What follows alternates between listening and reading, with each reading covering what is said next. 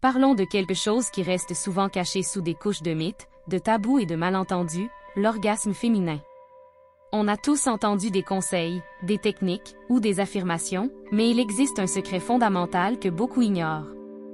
Ce n'est pas une astuce miracle, ni une posture du Kama Sutra, mais une vérité qui pourrait révolutionner la façon dont tu perçois le plaisir féminin.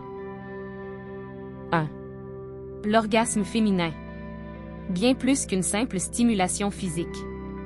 On a souvent l'impression que l'orgasme féminin est un mécanisme purement physique, mais c'est loin d'être la vérité. L'un des plus grands secrets est que l'esprit joue un rôle prédominant. Tout commence par le cerveau, qui agit comme un chef d'orchestre. Lorsque le corps est stimulé, c'est le cerveau qui analyse, interprète et amplifie ses sensations pour les transformer en plaisir. Par exemple, si une femme est stressée, préoccupée ou émotionnellement distante, il devient bien plus difficile pour elle d'atteindre un orgasme, quelle que soit la qualité des stimulations physiques. Les hormones libérées par le cerveau, comme l'ocytocine et la dopamine, contribuent directement à cet état de satisfaction intense. Ce processus montre que l'orgasme féminin dépend d'un équilibre subtil entre le mental et le physique. Pour cette raison, les préliminaires émotionnels, comme les paroles rassurantes, les gestes tendres et une atmosphère détendue, sont tout aussi importants que les gestes physiques. Sans cette harmonie, le corps peut sembler déconnecté des sensations. Apprendre à créer cet équilibre peut transformer une expérience intime en un moment d'extase authentique. 2. Le clitoris, une clé mais pas le tout. Le clitoris est souvent glorifié comme le centre névralgique du plaisir féminin, et pour de bonnes raisons. Il contient plus de 8000 terminaisons nerveuses rien que sur sa partie externe, ce qui en fait l'un des organes les plus sensibles du corps humain. Mais ce que beaucoup ignorent, c'est que le clitoris est bien plus vaste qu'il n'y paraît. Sa structure interne, en forme de wishbone, os de souhait, s'étend profondément dans le corps, entourant l'entrée du vagin et les parois vaginales. En d'autres termes, ce que tu vois à l'extérieur n'est qu'une petite partie d'un système complexe.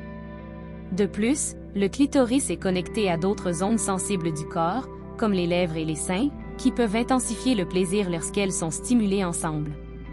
Cela signifie que le plaisir féminin n'est pas limité à une seule zone, mais qu'il s'agit d'un réseau interconnecté. Cependant, trop de gens se concentrent uniquement sur la stimulation externe, en oubliant d'explorer ces autres zones. Une stimulation variée et adaptée aux préférences de chaque femme peut révéler des sensations inédites et transformer l'expérience en quelque chose de réellement unique.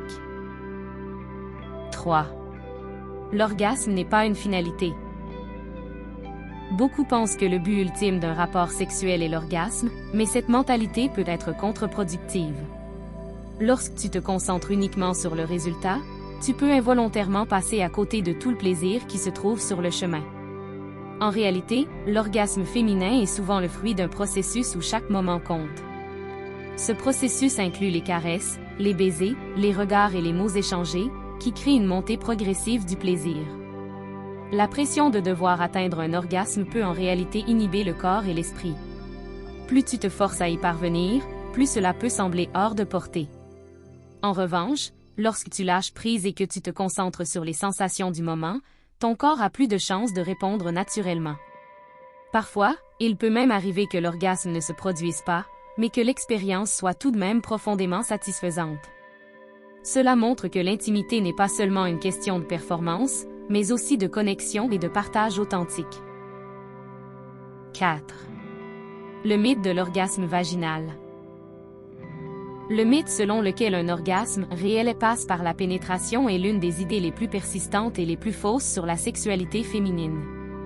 La science a prouvé que la majorité des femmes atteignent l'orgasme grâce à une stimulation clitoridienne, qu'elle soit directe ou indirecte. Pourtant, ce mythe continue de créer une pression inutile pour les couples, en particulier pour les hommes qui peuvent se sentir insuffisants si la pénétration seule ne suffit pas. Il est essentiel de comprendre que chaque femme est différente, et que certaines zones érogènes peuvent être plus sensibles que d'autres. Par exemple, pour certaines femmes, la pénétration peut être agréable mais insuffisante pour déclencher un orgasme. Cela ne signifie pas qu'elles sont anormales ou qu'il y a un problème. En réalité, le plaisir féminin est un spectre large et varié, et il n'y a pas de bonne ou de mauvaise façon de l'expérimenter. 5. Les variations hormones et âge. Le plaisir féminin n'est pas figé dans le temps, il évolue avec l'âge et les variations hormonales. Par exemple, au cours du cycle menstruel, les niveaux d'estrogène et de progestérone fluctuent, ce qui peut influencer la libido et la sensibilité aux stimulations. Pendant la grossesse, les hormones comme la relaxine peuvent augmenter la sensibilité de certaines ondes érogènes. En revanche, après la ménopause, la diminution des estrogènes peut entraîner une sécheresse vaginale, rendant les rapports parfois inconfortables. Cependant, cela ne signifie pas que le plaisir disparaît.